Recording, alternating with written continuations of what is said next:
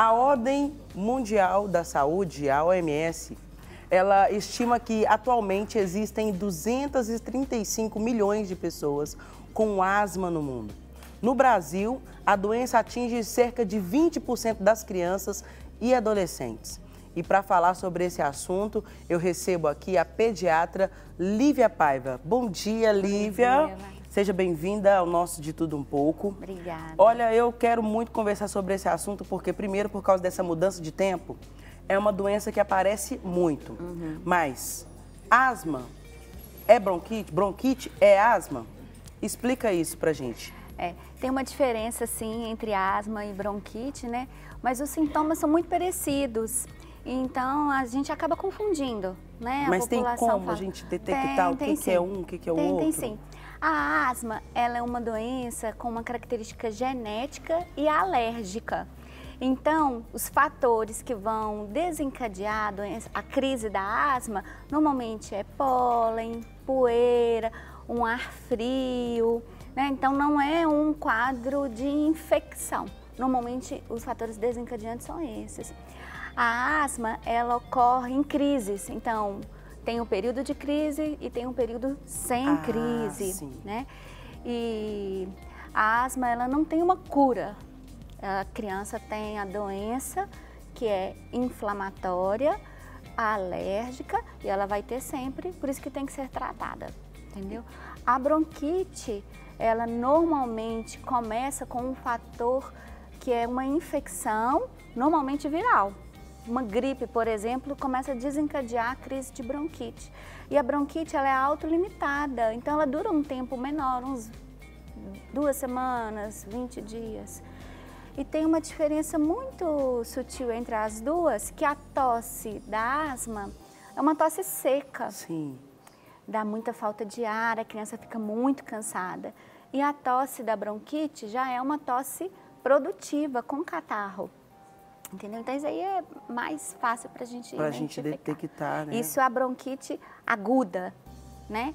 Que é o que acomete principalmente as crianças. Existe o quadro da bronquite crônica, que pega mais as pessoas mais adultas, que fumam muito, que fumaram por muito tempo, e que aí a gente coloca elas naquele grupo de doenças, doença pulmonar obstrutiva crônica, DPOC. E aí lembra dessa bronquite crônica, o enfisema pulmonar, que está mais relacionado com o tabagismo mesmo. Entendi. Só me retratando que no início eu falei da Ordem Mundial, é a Organização Mundial da Saúde. Então, todos os dados é dado por lá, né? Tudo isso que a gente acabou de falar aqui é pela Ordem Mundial. Organização Mundial. Eu cismei com a ordem, eu estou uma pessoa cheia de ordem hoje. É quem noteia os dados é a Organização Mundial de Saúde. Então tá ok. Olha, você também pode enviar a sua participação aí no nosso WhatsApp.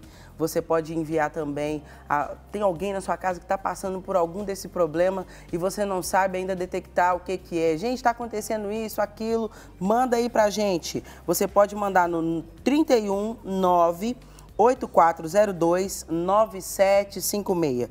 319 8402 9756. Bom, nós temos ali algumas imagens falando sobre isso e eu quero que você nos explique um pouco. Essa tosse com ou sem produção de escarro, né? Aquele muco, o chamado catarro, secreção. É aquilo lá que eu falei, então. A asma, ela é um processo alérgico. Então, ela não, né, na medicina nada é exato, tá? Então, a asma, ela não produz essa secreção, dá uma tosse seca. E a tosse da bronquite, ela normalmente é desencadeada por um processo viral, uma gripe. Então, ela vai dar aquela tosse mais carregada, aquela tosse produtiva. Então, né, uma pessoa mais alérgica, ela pode estar no grupo aí das pessoas que têm uma asma? A asma tem uma característica alérgica. A pessoa pode ser alérgica e não ter asma. Ela pode ter alergias e não ter asma. Certo. Né? O pulmão dela é um pulmão mais forte, então não desencadeou, né? Mas a crise da asma normalmente tem um componente alérgico envolvido. Entendi. Entendeu? Nós temos uma próxima imagem. Repuxar a pele entre as costelas durante a respiração. A crise de asma, a gente classifica de acordo com a gravidade. Então a criança, ela tem um esforço para respirar, né? As vias aéreas, elas ficam inchadas. Sim. E aí elas diminuem o calibre. Então o ar, ele vai passar por um calibre pequenininho, apertado, como se fosse um canudinho. E aí nessa, a criança fica com esforço, com uma dificuldade para respirar. E um dos fatores que a gente classifica é essa retração costal. Que na hora que te puxa o ar com muita dificuldade, aqui acaba que aparecem as costelas. E normalmente as crianças são menorzinhas, mais magrinhas, então fica muito evidente. Quando a gente vê essas costelas, esses arcos costais repuxando, a gente pode classificar isso como um fator de gravidade. Um outro fator de gravidade também que é facinho de identificar, isso aí pai e mãe pode ver dentro de casa, é quando a criança começa a bater a asa do nariz. Na tentativa de pegar mais ar na inspiração, o nariz abre e fecha. E aí isso daí também é um sinal de gravidade. Entendi, né? doutora. Então, E tem alguma coisa que possa ser feito? Alguma atividade física que é recomendado para criança ou para adolescente? Até mesmo para o adulto, né? O principal tratamento para asma, para bronquite, para gripe, para alergia é hábito de vida saudável. Certo. Então a prática de atividade física está incluída aí. É claro que tem que avaliar essa criança com asma, se ela está na crise de asma, se ela tem uma asma grave, é uma asma leve, para poder ver, para ver qual tipo de atividade física que ela vai poder fazer. Mas a prática de atividade física ajuda muito a prevenir, a evitar, porque vai fortalecer o pulmão e melhorar a capacidade de respirar, então vai ser um pulmão forte. Certo. Nós temos uma outra imagem que fala sobre a deficiência respiratória que piora com exercícios ou atividade. Existe essa crise de asma desencadeada pela atividade física. Os mecanismos, assim, não estão totalmente elucidados, descobertos ainda não. Mas muitas pessoas, a criança principalmente, porque é quem mais acomete, mas adulto também, na hora da atividade física muito intensa, força muito o pulmão, precisa puxar muito ar. Certo. Isso daí pode desidratar a via aérea e acaba desencadeando a crise de asma. Pode o esforço, o ar muito frio entrando, por exemplo, também pode desencadear a crise de asma. Pode ser só uma contração do brônquio, e a gente chama de broncoespasmo. E isso aí também pode desencadear uma crise. Bom, eu tenho uma participação aqui da Carla, de Angra dos Reis. Ela diz: meus filhos foram tratados como asmáticos desde pequenos.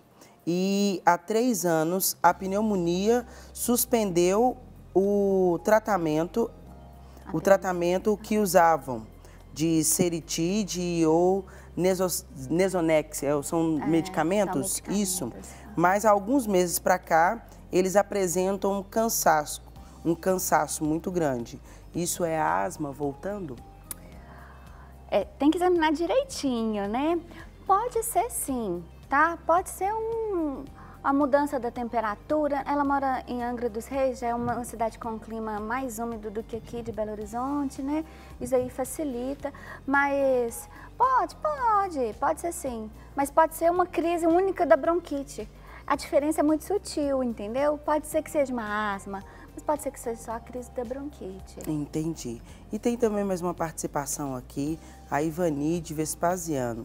Ela diz que a filha está com uma tosse seca e persistente, ou seja, já usou medicamento, a tosse não passa. Tem algum outro método que ela possa usar para tentar melhorar essa tosse seca? Ah, sim. Em casa, a gente pede para hidratar bem a criança, para deixar a via, né, respiratória sempre úmida. Então, lavar sempre o nariz, né, as narinas, com soro. Nós estamos por um período de muito calor, então ligar um umidificador dentro do quarto pode. Sim. Tem que tomar cuidado para ver se não tem mofo, né, nas paredes. Deixar a criança ao ar livre, sair para brincar ao ar livre, respirar né, para poder melhorar a capacidade respiratória. Isso ajuda. Mãe, leva os meninos pro meio do mato.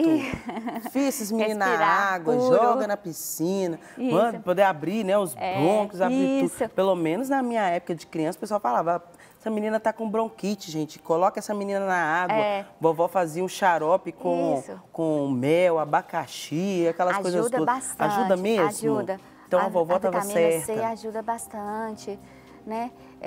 O xarope, o mel também ajuda. Mas se for uma crise de asma, a asma é uma inflamação e aí tem que ser tratada.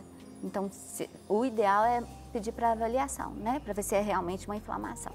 Ai, que bom. Eu fico grata com a sua participação. Eu que agradeço. Eu tenho certeza que nos ajudou muito cada uma dessas informações. E agradeço muito obrigada. Muito obrigada a participação. E assim, lembrar sempre, gente, hábito de vida saudável é o que vai ajudar a evitar a maioria das doenças. Não quer ficar um segundo por fora da nossa programação?